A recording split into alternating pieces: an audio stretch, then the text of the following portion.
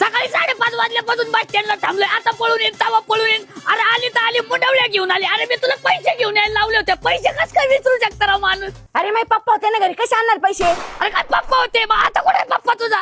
शीला गेलेत. शेला गेले. अरे तुझे पप्पा शेला गेले. अरे ते शेवरून आले तर मग अरे नाही येते, त्यांना लय वेळ लागतो म्हणून तर आलोय ना आपण. काय त्यानं लय वेळ लागेल.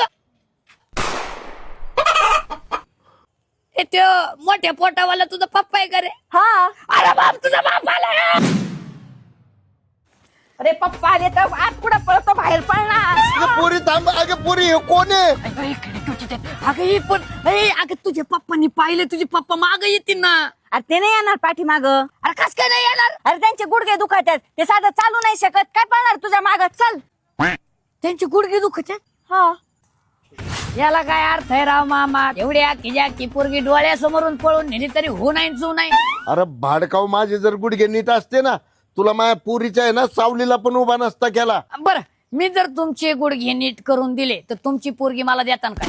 दिले रे पोरगी तुला. इथं 4-5 वर्ष झालं ह्या दवाखान्यात जा त्या दवाखान्यात जा, काहीच गुण नाही. आणि नाला कुठून गुडघे नीट करून देतो ती. जर मी तुमचे विदाऊट ऑपरेशन एका इंजेक्शन मध्ये